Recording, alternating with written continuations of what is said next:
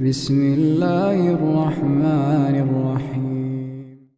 ان کے 1000 سال ختم ہوئے تو 11ویں صدی میں سیکنڈ میلینیم شروع ہوا، جو پہلی صلیبی جنگیں ہوئی، لاکھوں مسلمان قتل کیے، صرف یروشلم کے اندر اتنا خون بہایا ہے کہ خود ان کے ہسٹورینز لکھتے ہیں کہ جب ان صلیبیوں سے فوجیں چلیں گی، سیاہ علم برآمد ہوں گے اور کوئی طاقت انہیں روک نہ سکے گی، ان کا منہ پھیر نہ سکے گی، یہاں تک کہ وہ ایلیا حضور کے زمانے میں یروشلم کا نام تھا، یہاں تک کہ ایلیا میں جا کر نصب ہو جائے۔ گویا کہ یہ جو ہمارے ہاتھ سے نکلا ہے قبضے سے، پہلے بھی عربوں کے ہاتھوں سے نکلا تھا بیت المقدس، یروشلم، عرب واپس نہیں لے سکے تھے، کرد خون صلاح الدین ایوبی اس نے واپس لیا، عربوں میں دم نہیں رہا تھا، عیاشیوں کی وجہ سے کھوکھلے ہو چکے تھے۔ میں تجھ کو بتاتا ہوں تقدیر امم کیا ہے، شمشیر و ثنا اول، طاؤس و رباب آخر۔ یہی وجہ ہے کہ تقریباً 20 صدی کے بعد ان کی حکومت ختم، آسمارا حق بود در خون بھارت برزمین بر زوال ملک مستعصم امیر المومنین۔ یہ ہوا کہ نہیں ہوا؟ جبکہ آئے ہیں تاتاری ہورڈ، اور جنہوں نے کہ آخری خلیفہ بنو عباس اسے محل میں سے نکالا، ایک کھال کے اندر لپیٹ کر اور اپنے گھوڑوں کے سوؤں تلے کچل دیا۔ عرب معزول کر دیے گئے تھے، لیکن اب دوبارہ عربوں کو جب سہارا ملا ہے، لیکن اب بھی انہوں نے کہیں اسلام قائم نہیں کیا۔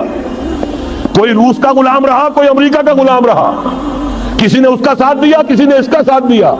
تہذیب ہے تو مغربی، تمدن ہے تو مغربی، وضع میں تم ہو نصارہ تو تمدن میں ہنود۔ یہ مسلمان ہیں جنہیں دیکھ کے شرمائے یہود۔ یہی معاملہ جب ان کا ہوا تو اب اللہ تعالیٰ کی طرف سے ان کے اوپر وہ عذاب کی بھٹی گرم ہونے والی ہے۔ لیکن اس کے بعد پھر یہاں سے جائیں گے وہ جو ان کی مدد کریں گے، اور یہ ایلیا کو واپس لینے والے، یہ مشرق سے چلنے والے لشکر ہوں گے۔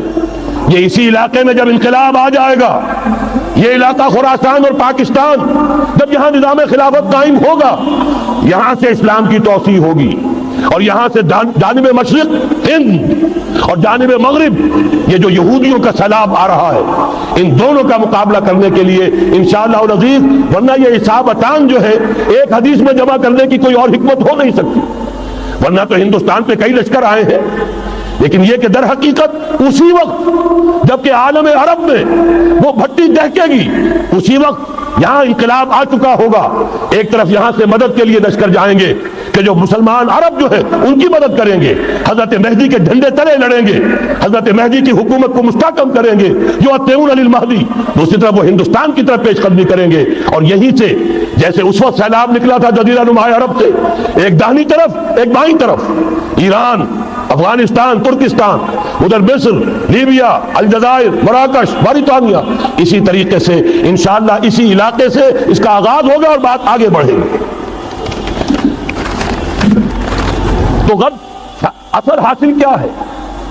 یہ ہونا ہے، پچھلے آثار ثابت کر رہے ہیں کہ ہونا ہے، حضور کی احادیث بتا رہی ہے کہ یہیں سے ہونا ہے۔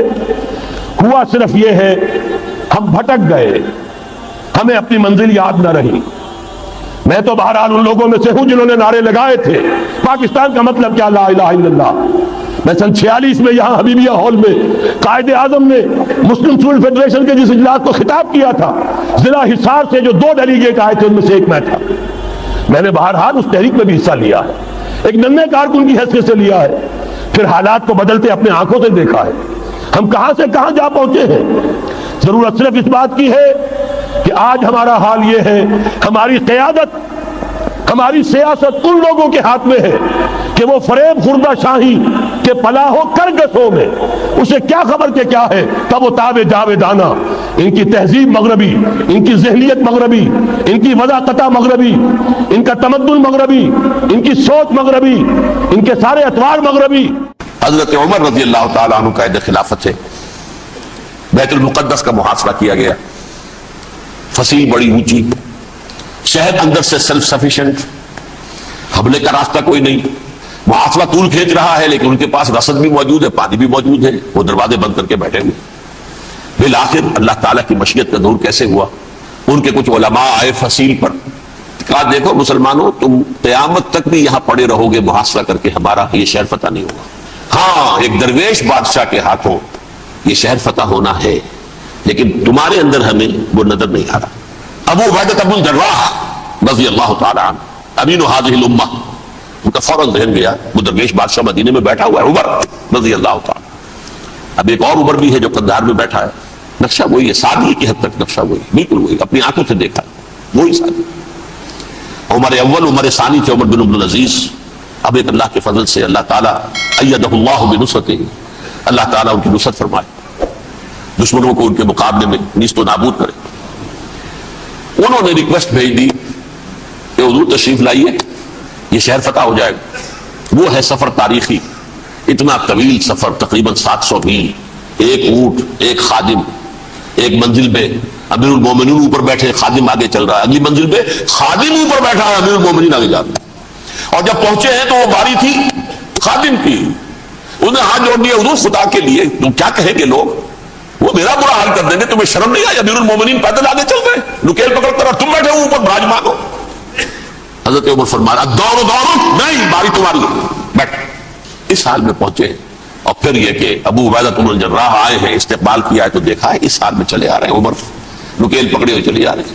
اور کہتے ہیں کہ کہیں کیچڑ ویچڑ تھا، جوتے خراب ہو گئے تھے، وہ بھی اتار کے ہاتھ میں پکڑے ہوئے، کپڑے تو تھے ہی پھٹے ہوئے. انہوں نے کہا کہ حضرت ابو عبیدہ نے، دیکھیے یہ بڑا متمدن ملک ہے، بڑا مہذب علاقہ ہے، یہ آپ ذرا حلیہ اپنا دوست فرما دیں تب جا کے پیش ہم آپ کو کریں گے. آپ نے فرمایا نحن قوم اعزنا اللہ بالاسلام، ہم وہ قوم ہیں جنہیں اللہ نے عزت دی ہے اسلام کے ذریعے سے، کپڑوں کے ذریعے سے نہیں، دولت کے ذریعے سے نہیں. اسی حال میں گئے ہیں. اوپر سے انہوں نے کھڑے ہو کر نشانیاں دیکھی ہیں، اپنی کتابیں کھولی، ہاں یہ وہی ہے. اچھا لو جی سرنڈر، شہر تمہارے ہاتھ میں. خون کا ایک قطرہ نہیں بہا اور بیت المقدس فتح ہو.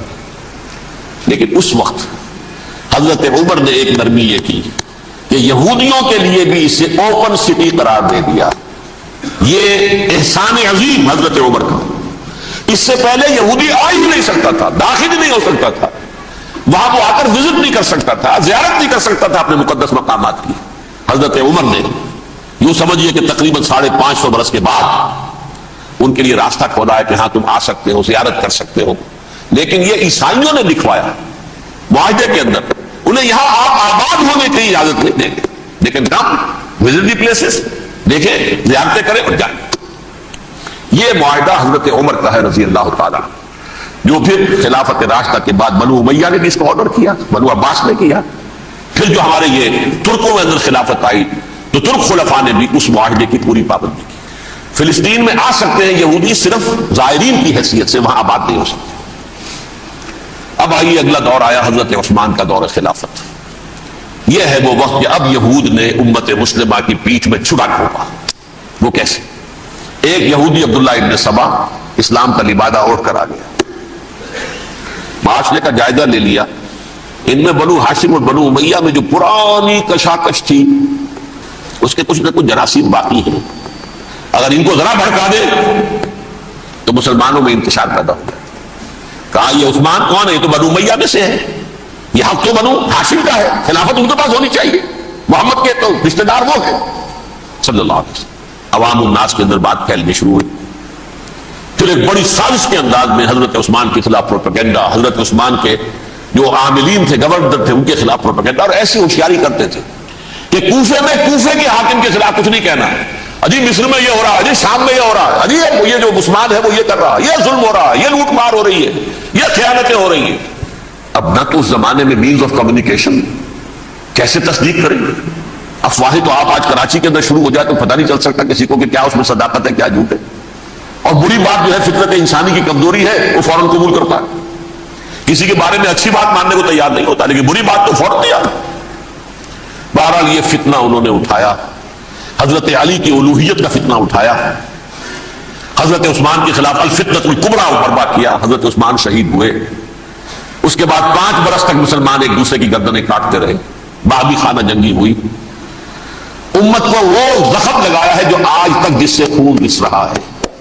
یہ شیعان عثمان اور شیعان علی تھے جو بعد میں پھر سنی اور شیعہ ہو، اور آج تک فتنہ کس نے جگایا؟ ایک عبداللہ ابن سبا یہودی اور اس کے کارندے، شیطان کا ایجنٹ، اور انسانوں میں سے بھی اس کے جو بھی حواریین تھے اور شیطانوں کے اندر سے بھی تھے، انہوں نے بھی اس آگ کو بھڑکایا. یہ آپ سوچ لیجئے کہ یہ کس نے وہ زخم لگایا؟ یہودی. اگلا دور آیا، خلافت راشدہ ختم ہوئی، بنو امیہ کا بھی دور کافی گزر گیا. طارق ابن زیاد 712 عیسوی میں حملہ کرتے ہیں اسپین پر. اسپین اس وقت عیسائیت کا بہت بڑا گڑھ, بڑے کٹر ترین عیسائی جو ہے وہ اسپین میں تھے.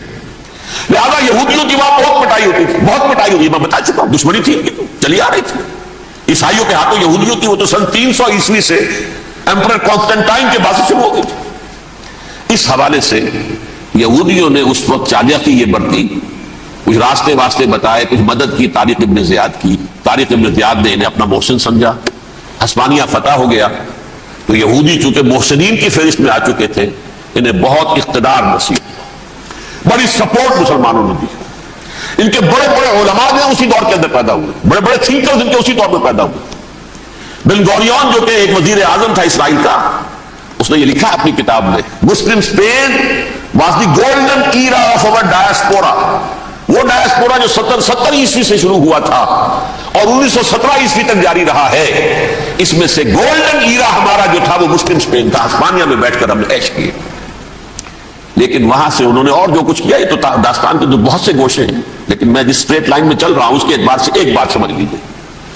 وہاں بیٹھ کر انہوں نے اب عیسائیت کی پیٹھ میں چھڑا گھونپا, پروٹیسٹنٹ مذہب پیدا کیا, تقسیم کر دیا.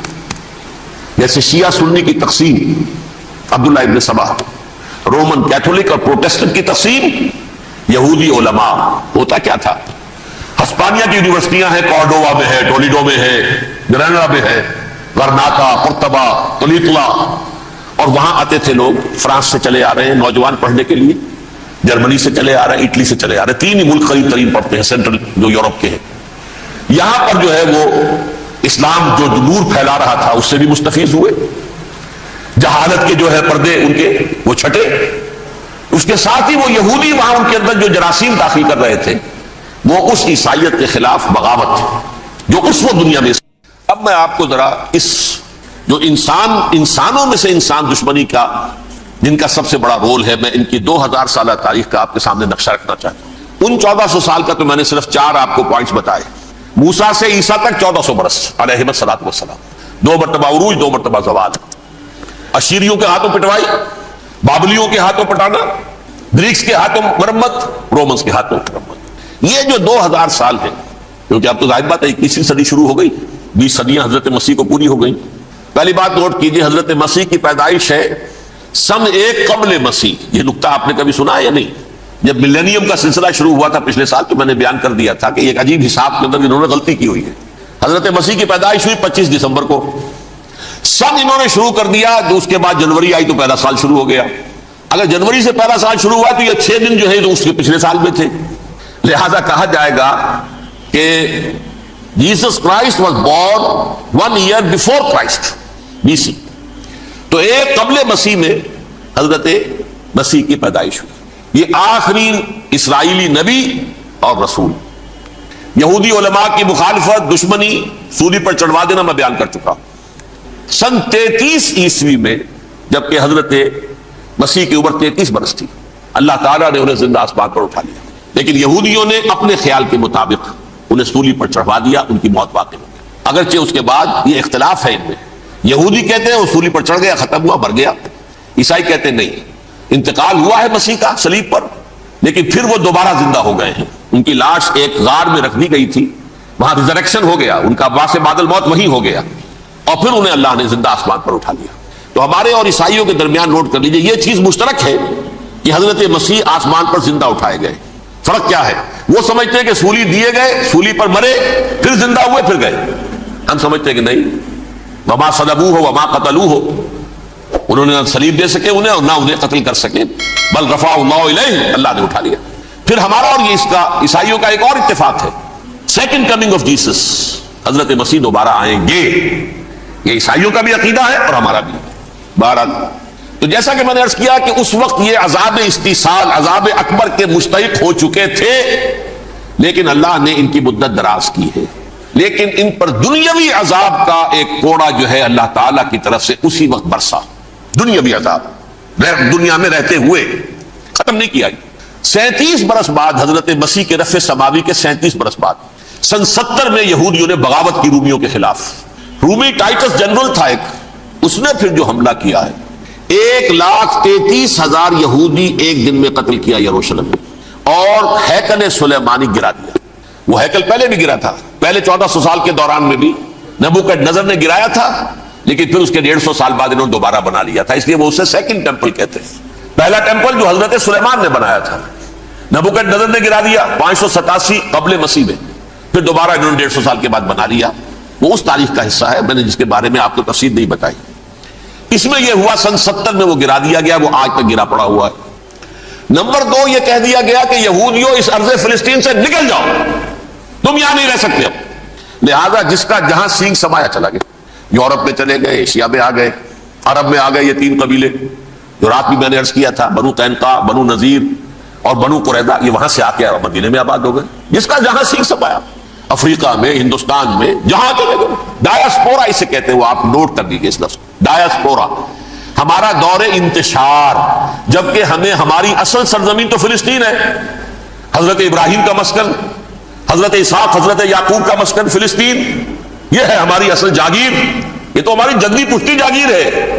لیکن یہاں سے نکال دیے گئے سن 70 عیسوی میں، اور وہاں سے لے کے 1917 تک ان کا ڈایاسپورا جاری رہا. یہ دور انتشار ہے. اس دور انتشار کے چند حصے ہیں جس کو میں چاہتا ہوں کہ آپ علیحدہ علیحدہ سمجھ لیں. دور انتشار کا جو پہلا جو ہے تقریباً 300 برس رومی حکمران تھے. وہ یہودیوں کے بھی دشمن تھے اور عیسائیوں کے بھی دشمن تھے. عیسائی اور یہودی ایک دوسرے کے بھی دشمن تھے، لیکن رومی سمجھتے تھے کہ یہ ایک ہی تھیلی کے چٹے بٹے ہیں. رومیوں کے نزدیک عیسائی بھی یہودیوں ہی کا ایک فرقہ تھے، کوئی علیحدہ مذہب تو تھا ہی نہیں. لہذا رومی جو ہیں رومنز، وہ ان دونوں کو ستاتے تھے، مارتے تھے، اور یہ آپس میں لڑتے تھے. یہودی عیسائیوں کو مارتے تھے، عیسائی یہودیوں کو مارتے تھے. یہ ہے 300 برس تک کی تاریخ. سن 300 عیسوی میں کیا ہوا؟ ایک معجزہ ہو گیا. بہت عظیم ایمپرر کانسٹینٹائن، قسطنطین اعظم، رومن ایمپررز میں سے بہت بڑا ایمپرر، وہ عیسائی ہو گئے. اب تو معاملہ بالکل تلپٹ ہو گیا، پوری سلطنت عیسائی ہو گئی. اب عیسائیوں کے عیش ہو گئے اور یہودیوں پہ مار پڑنی شروع ہوئی. اب عیسائیوں کا آپ خود سوچئے کہ جنہیں وہ خدا بنا بیٹھے ہیں، خدا کا بیٹا قرار دے رہے ہیں، ان کے قاتل کون؟ یہودی بدماش. لہذا ان کی وہ پٹائی شروع ہوئی ہے یورپ میں، پوری رومن امپائر میں. انہیں ذلیل کیا گیا، شہروں میں آمد بند، علیحدہ رہو، گھیٹوز کے اندر رہو. یہودی کا نام جو ہے وہ گالی بن گیا، جیسے آج بھی یہودی گالی کہتے ہیں، جیسے خنزیر کا لفظ. آخر وہ بھی اللہ کی مخلوق ہے، لیکن آپ کو معلوم ہے کوئی شخص زبان پر نام نہیں لانا چاہتا خنزیر کا، سور کا. ہے تو مخلوق، وہ بھی ایک حیوان ہے. ایسے ہی یہ ہے یہودی گالی، جھوٹ گالی. لہذا ایک طرف تو ان دونوں کے درمیان دشمنی، جس کو قرآن کہتا ہے وَأَغْرَيْنَا بَيْنَهُمُ الْعَدَاوَةَ وَالْبَغْضَاءَ، ہم نے ان کے مابین دشمنی جو ہے پیدا کر دی ہے. اور جب یہ پوری سلطنت عیسائی ہو گئی تو قافیہ تنگ ہو گیا یہودیوں کا. اب آئیے 571 عیسوی، یعنی جبکہ ڈایاسپورا کو کتنا عرصہ ہو چکا تھا؟ 500 برس. سن 70 سے شروع ہوا ڈایاسپورا، جب ٹائٹس نے گرایا ہے ہیکل کو اور نکال باہر کیا انہیں فلسطین سے. بھاگ جاؤ، یہاں ایک یہودی بھی نہیں رہے گا، فلسطین سے نکال دیے گئے. اس کے پورے 500 برس بعد سن 571 عیسوی میں حضور کی پیدائش ہوئی، ولادت باسعادت محمد رسول اللہ صلی اللہ علیہ وسلم. 610 میں آپ پر وحی کا آغاز ہوا. لیکن حضور کے ساتھ ان کا معاملہ کیا رہا؟ اول تو جبکہ حضور ابھی مکہ ہی میں تھے، یہودیوں نے ریشہ دوانیاں شروع کر دی حضور کے خلاف. قریش مکہ کو سکھاتے تھے، پڑھاتے تھے، ان سے یہ پوچھو، ان سے یہ پوچھو، انہیں اس طرح تنگ کرو، ان سے یہ امتحان لو. یہ آپ کے علم میں سورہ بنی اسرائیل میں، سورہ کہف میں وہ سوالات، جو امتحانی سوالات آئے تھے. ذوالقرنین کون تھا؟ اصحاب کہف کون تھے؟ رسول بنے پھرتے ہو تو بتاؤ، اور یہ روح کی حقیقت کیا بتاؤ. یہ ساری ریشہ دوانیاں کر رہے تھے بیٹھے ہوئے ابھی وہیں پر. حضور ابھی پہنچے بھی نہیں. ہجرت فرما کر حضور تشریف لے آئے تو حضور نے اسے ماسٹر سٹروک کہا جائے گا، یعنی اسٹیٹس مین شپ کا ماسٹر سٹروک، آپ نے مدینے میں آتے یہودیوں کے ساتھ پیکٹ کر دیا، جوائنٹ ڈیفنس پیکٹ آف مدینہ، کہ اگر مکے والے ہم پر حملہ کریں گے تو ہم مل جل کر ایک قوم کی حیثیت سے مقابلہ کریں گے. یہ میثاق مدینہ کہلاتا ہے، جس کے بہت غلط معنی پہنائے جا رہے ہیں آج کل. بہرحال میں موضوع میرا چونکہ یہ نہیں، میں ادھر نہیں جاؤں گا. لیکن ہوا کیا؟ ہر مرتبہ یہ خیانت کے مرتکب ہوئے. ان نے جو عہد کیے تھے ان سے پھرے. اندر ہی اندر سازش، ریشہ دوانی، حضور کی بدترین دشمنی. سورہ نساء کی آیت نمبر 12 میں 14 میں 13 میں فرمایا ہے لا تزال تطلع علی خائنۃ منہم. اے نبی، ہمیشہ آپ کے علم میں ان کی طرف سے خیانتیں، بدیانتیاں آتی رہیں گی. اور بار بار وہ مسلسل جنگ کی آگ بھڑکاتے تھے. قریش کو دعوت دیتے، آؤ آؤ آؤ، ہم اندر سے بغاوت کر دیں گے، تم آؤ تو صحیح، ختم کریں محمد کو اور اہل ایمان کو صلی اللہ علیہ وسلم. رضی اللہ تعالیٰ عنہم اجمعین. لیکن پھر جب وہ آتے تھے تو یہ دبک جاتے تھے, ان میں ہمت نہیں تھی, میدان کے مرد نہیں رہے تھے. یہ سورہ حشر میں ان کا نقشہ کھینچا گیا ہے. کھلے میدان میں مقابلے کی اس کے اندر صلاحیت ہی نہیں ہے. یہ تو فصیلوں کے پیچھے سے, جیسے عورتیں کہیں دیہات میں لڑائی ہوتی ہے تو مرد جو ہے گلیوں میں لڑتے ہیں, عورتیں اوپر سے پتھر پھینکتی ہیں, بس وہ کام یہ کر سکتے تھے. من ورائے جدر, فصیلوں کے پیچھے سے, جنگ میں میدان میں نہیں آ سکتے. بہرحال قرآن مجید میں ہے یہ سورہ مائدہ کی آیت نمبر 64, کلما عاقدوا نارا للحرب اطفاها اللہ. اکثر و بیشتر مواقع پر تو یہ جب آگ بھڑکاتے تھے جنگ کی, اللہ اسے بجھا دیتا تھا. لیکن بہرحال اس کے باوجود جنگیں ہوئی, غزوہ بدر, غزوہ احد ہوئی کہ نہیں. یہ ساری اصل شرارت میں, اور اس کے نتیجے میں حضور نے پھر ایک ایک کر کے 3 قبیلوں کو سزا دی. غزوہ بدر کے فوراً بعد بنو قینقاع نکالے گئے مدینے سے, غزوہ احد کے فوراً بعد بنو نذیر نکالے گئے, اور غزوہ احزاب کے بعد بنو قریظہ نکال دیے گئے. یہ تو میں نے آپ کے سامنے رکھ دیا صرف حضور کے زمانے میں ان کا کیا رویہ رہا. دشمن, رات بھی ہم نے وہ آیت پڑھی تھی, لَتَجِدَنَّ أَشَدَّ النَّاسِ عَدَاوَةً لِلَّذِينَ آمَنُوا الْيَهُودُ وَالَّذِينَ أَشْرَكُوا. اہل ایمان کی دشمنی میں شدید ترین تم پاؤ گے یہودیوں کو اور مشرکین. مشرکین بھی بعد میں ہے, پہلے یہودی. حضور کے بعد کیا ہوا اب یہ نوٹ کیجئے, یہ ان کی تاریخ کا دوسرا دور. حضرت عمر رضی اللہ تعالیٰ عنہ قائد خلافت ہے. بیت المقدس کا محاصرہ کیا گیا, فصیل بڑی اونچی, شہر اندر سے سیلف سفیشینٹ, حملے کا راستہ کوئی نہیں, محاصرہ طول کھینچ رہا ہے لیکن ان کے پاس رسد بھی موجود ہے, پانی بھی موجود ہے, وہ دروازے بند کر کے بیٹھے ہوئے. بالآخر اللہ تعالیٰ کی مشیت کا ظہور کیسے ہوا, ان کے کچھ علماء آئے فصیل پر, کہا دیکھو مسلمانوں تم قیامت تک بھی یہاں پڑے رہو گے محاصرہ کر کے, ہمارا یہ شہر فتح نہیں ہوگا. ہاں ایک درویش بادشاہ کے ہاتھوں یہ شہر فتح ہونا ہے, لیکن تمہارے اندر ہمیں وہ نظر نہیں آ رہا. ابو عبیدہ بن الجراح رضی اللہ تعالیٰ عنہ, امین هذه الامہ, ان کا فوراً ذہن گیا وہ درویش بادشاہ مدینے میں بیٹھا ہوا ہے عمر رضی اللہ تعالیٰ.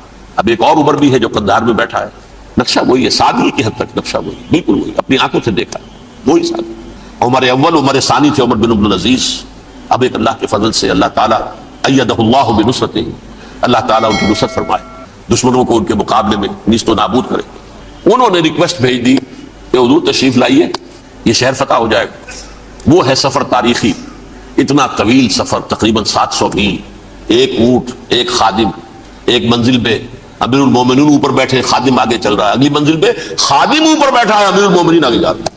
اور جب پہنچے ہیں تو وہ باری تھی خادم کی, انہوں نے ہاتھ جوڑ دیا, حضور خدا کے لیے تم کیا کہیں گے لوگ, وہ میرا برا حال کر دیں گے, تمہیں شرم نہیں آئی, امیر المومنین پیدل آگے چل رہے ہیں نکیل پکڑ کر, اور تم بیٹھے ہو اوپر براجمان ہو. حضرت عمر فرمایا الدور دور, نہیں باری تمہاری, بیٹھ. اس حال میں پہنچے, اور پھر یہ کہ ابو عبیدہ بن الجراح آئے ہیں, استقبال کیا ہے تو دیکھا ہے اس حال میں چلے آ رہے ہیں. عمر نکیل پکڑے ہوئے چلے آ رہے ہیں, اور کہتے ہیں کہ کہیں کیچڑ ویچڑ تھا, جوتے خراب ہو گئے تھے, وہ بھی اتار کے ہاتھ میں پکڑے ہوئے, کپڑے تو تھے ہی پھٹے ہوئے.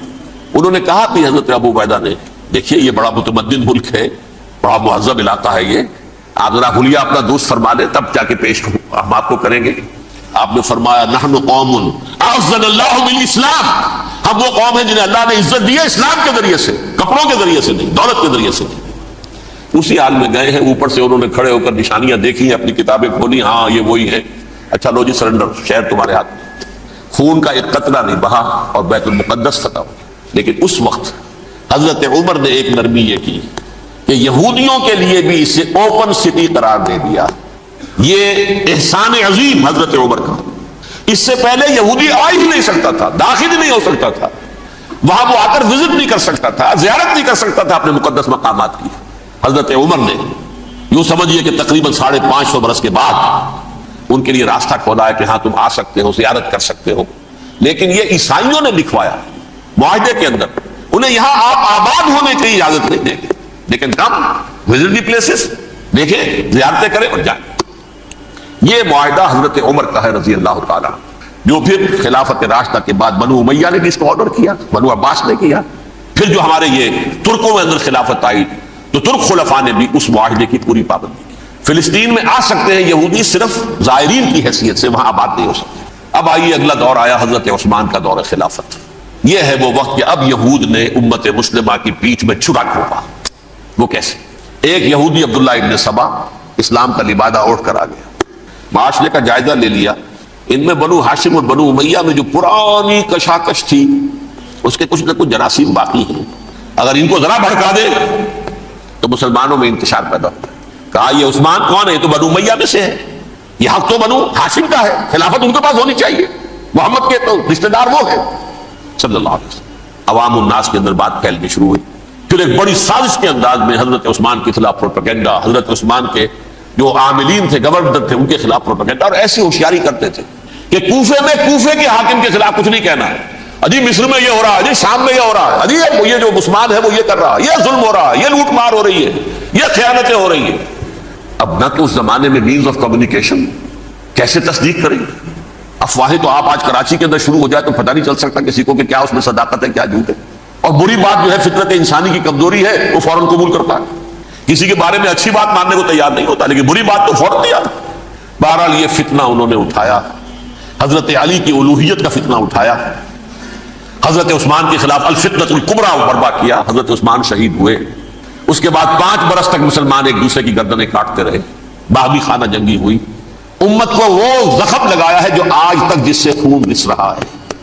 یہ شیعان عثمان اور شیعان علی تھے جو بعد میں پھر سنی اور شیعہ ہو، اور آج تک فتنہ کس نے جگایا؟ ایک عبداللہ ابن سبا یہودی اور اس کے کارندے، شیطان کا ایجنٹ، اور انسانوں میں سے بھی اس کے جو بھی حواریین تھے اور شیطانوں کے اندر سے بھی انہوں نے بھی اس آگ کو بھڑکایا۔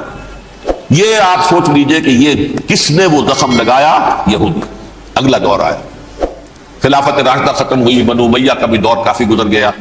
طارق ابن زیاد 712 عیسوی میں حملہ کرتے ہیں اسپین پر۔ اسپین اس وقت عیسائیت کا بہت بڑا گڑھ، بڑے کٹر ترین عیسائی جو ہے وہ اسپین میں تھے، لہذا یہودیوں کی وہاں بہت پٹائی ہوتی تھی، بہت پٹائی ہوئی، میں بتا چکا، دشمنی تھی ان کی تو چلی آ رہی تھی عیسائیوں کے ہاتھوں یہودیوں کی، وہ تو سن 300 عیسوی سے ایمپرر کانسٹنٹائن کے بعد سے شروع ہو گئی تھی۔ اس حوالے سے یہودیوں نے اس وقت چالاکی یہ برتی، کچھ راستے واسطے بتائے، کچھ مدد کی طارق ابن زیاد کی۔ طارق ابن زیاد نے انہیں اپنا محسن سمجھا، ہسپانیہ فتح ہو گیا تو یہودی چونکہ محسنین کی فہرست میں آ چکے تھے، انہیں بہت اقتدار نصیب، بڑی سپورٹ مسلمانوں نے دی۔ ان کے بڑے بڑے علماء جو ہیں اسی دور کے اندر پیدا ہوئے، بڑے بڑے تھنکرز ان کے اسی دور میں پیدا ہوئے۔ بن گوریون جو کہ ایک وزیر اعظم تھا اسرائیل کا، اس نے یہ لکھا ہے اپنی کتاب میں، Muslim Spain was the golden era of our diaspora. وہ ڈائسپورا جو 70 عیسوی سے شروع ہوا تھا اور 1917 عیسوی تک جاری رہا ہے، اس میں سے گولڈن ایرا ہمارا جو تھا وہ مسلم اسپین تھا۔ ہسپانیہ میں بیٹھ کر ہم نے عیش کیے، لیکن وہاں سے انہوں نے اور جو کچھ کیا، یہ تو داستان کے بہت سے گوشے ہیں، لیکن میں جس اسٹریٹ لائن میں چل رہا ہوں اس کے اعتبار سے ایک بات سمجھ لیجیے، وہاں بیٹھ کر انہوں نے اب عیسائیت کی پیٹھ میں چھڑا گھونپا، پروٹیسٹنٹ مذہب پیدا کیا، تقسیم کر دیا، جیسے شیعہ سنی کی تقسیم عبداللہ ابن سبا، رومن کیتھولک اور پروٹیسٹنٹ کی تقسیم یہودی علماء۔ ہوتا کیا تھا، ہسپانیہ کی یونیورسٹیاں ہیں، کارڈووا میں ہے، ٹولیڈو میں ہے، گریناڈا میں ہے، غرناطہ، قرطبہ، تولیتلا، اور وہاں آتے تھے لوگ، فرانس سے چلے آ رہے ہیں نوجوان پڑھنے کے لیے، جرمنی سے چلے آ رہے ہیں، اٹلی سے چلے آ رہے ہیں، 3 ہی ملک قریب ترین پڑھتے ہیں سینٹرل جو یورپ کے ہیں۔ یہاں پر جو ہے وہ اسلام جو نور پھیلا رہا تھا اس سے بھی مستفیض ہوئے، جہالت کے جو ہے پردے ان کے وہ چھٹے، اس کے ساتھ ہی وہ یہودی وہاں ان کے اندر جو جراثیم داخل کر رہے تھے وہ اس عیسائیت کے خلاف بغاوت تھی جو اس وقت دنیا میں عیسائیت اس وقت تھی، پوپ کا راج تھا دنیا میں اس وقت۔ یورپ میں جو عیسائیت تھی اس میں ایک طرف بادشاہ تھے، لیکن بادشاہوں کی حیثیت وہاں پر یوں سمجھ لیجئے کٹ پتلیوں کی تھی، اصل قوت پوپ کے ہاتھ میں تھی۔ اور پوپ کو انہوں نے جیسے قرآن نے کہا اتخذوا احبارهم ورهبانهم اربابا من دون اللہ، کیونکہ سینٹ پال نے شریعت موسوی ساقط کر دی تھی تو اب شریعت تھی ہی نہیں، پوپ کو اختیار تھا جس چیز کو چاہے حلال قرار دے دے، جس چیز کو چاہے حرام قرار دے دے۔ اتخذوا احبارهم ورهبانهم اربابا من دون اللہ۔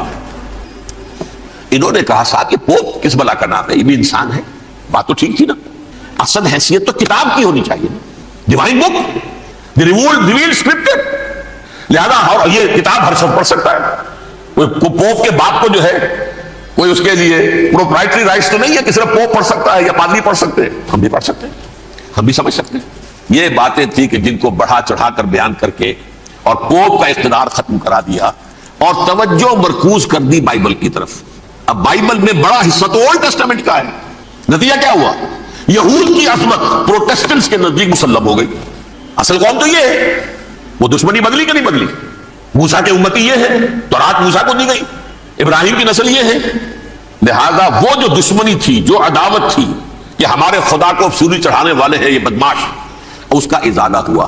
اس پروٹیسٹنٹ مذہب کے نتیجے میں یہ میں اب آپ کو بتاتا ہوں کہ ایک نتیجہ وہ نکلا ہے جسے برٹرنڈ رسل نے بیان کیا ہے. اس کی کتاب ہے ان پریز آف آئیڈلنس، صفحہ 108. وہ لکھتا ہے the Christians retaining the Judaic belief in special revelation added to it the Roman desire for worldwide domination and the Greek taste for metaphysical subtleties. The combination produced the most fiercely persecuting religion that the world has yet known. یہ تین چیزیں آ کر عیسائیت میں مل گئی. ایک تو جب یہ اولڈ ٹیسٹمنٹ جو ہے وہ ان کے ہاتھ میں آ گئی، اور اس کے میں کچھ آپ کو بتا دیتا ہوں کہ اولڈ ٹیسٹمنٹ کی تعلیمات، کیونکہ یہ اولڈ ٹیسٹمنٹ جو ہے یہ محرف تھی. اصل تورات تو گم ہو گئی تھی 587 قبل مسیح میں، جب پہلی مرتبہ ہیکل جو ہے تباہ ہوا ہے اس وقت ختم ہو گئی تھی. اس کے کوئی 150 سال کے بعد انہوں نے یادداشتوں سے مرتب کر کے لکھی ہے. اب اس میں ان کے اپنے خیالات، اپنے امانی، اپنی توجیحات وہ شامل ہو گئی. لہذا میں آپ کو حوالے دیتا ہوں اس کتاب کے اندر مظالم کی جو تعلیم دی گئی ہے. اہل کتاب نے اپنے مظالم قتل عام کے جواز کے لیے تورات میں تبدیلیاں کی اور پیغمبروں پر دہشت ناکی اور بدترین حرام کاری کے الزامات لگائے. سنیے، پہلا حوالہ ہے یہ گنتی باب 31 آیات 17-18. اس لیے ان بچوں میں جتنے لڑکے ہیں سب کو مار ڈالو، اور جتنی عورتیں مرد کا منہ دیکھ چکی ہیں ان کو بھی قتل کر ڈالو، لیکن ان لڑکیوں کو جو مرد سے واقف نہیں اور اچھوتی ہیں اپنے لیے زندہ رکھو. یہ کسی اللہ کی کتاب کا یہ جملہ ہو سکتا ہے؟ کسی ریویل بک کا؟ اور سنیے، یہ ہے استثناء ڈیوٹرانومی باب 20 آیت 16-18. پر ان قوموں کے شہروں میں جن کو خداوند تیرا خدا میراث کے طور پر تجھ کو دیتا ہے، کسی ذی نفس کو جیتا نہ بچا رکھنا، جیسا خداوند تیرے خدا نے تجھ کو حکم دیا بالکل نیست کر دینا. مرد، عورتیں، بچے، بوڑھے سب ختم. یہ کتاب مقدس ہے. اور سنیے، سیموئیل باب 27 آیت نمبر 9. اور داؤد نے اس سرزمین کو تباہ کر ڈالا اور عورت مرد کسی کو جیتا نہ چھوڑا. نمبر 4، ان سب آباد شہروں کو ماں، عورتوں اور بچوں کے بالکل نابود کر ڈالا. کتاب استثناء باب 3 آیت 6. یہ ہے جو کہہ رہا ہے برٹرنڈ رسل. کرسچینٹی میں آ کر بھی تین چیزیں شامل ہو گئی. ایک تو یہ باربیرین، یہ تعلیم جو ہے، اور یہ مذہب کے نام پہ تعلیم، یہ کتاب مقدس کی تعلیم. نمبر 2، رومنز کے اندر جو ایک تمنا تھی ورلڈ ڈومینیشن کی، وہ عیسائیت کے اندر آ گئی. اس لیے کہ پوری رومن امپائر جو ہے عیسائی ہو گئی، تو اسے وراثت کے اندر ورلڈ ڈومینیشن کی جو ایک تمنا تھی وہ مل گئی. اور پھر یہ کہ انہوں نے جو توہمات تھے یونانیوں کے، ان کو بھی اپنے ہاں مختلف شکلوں کے اندر جمع کر لیا.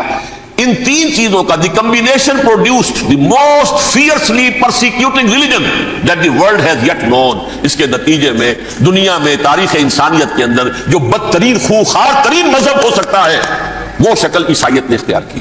اور اس کا مظہر عتم کیا تھا؟ نوٹ کیجئے، صلیبی جنگیں. ایک بات ٹائم ٹیبل کے اعتبار سے نوٹ کر لیجئے گا. فرسٹ ملینیم ختم ہوا، سیکنڈ شروع ہوا. ان کے 1000 سال ختم ہوئے تو 11ویں صدی میں سیکنڈ ملینیم شروع ہوا، تو پہلی صلیبی جنگیں ہوئی. لاکھوں مسلمان قتل کیے.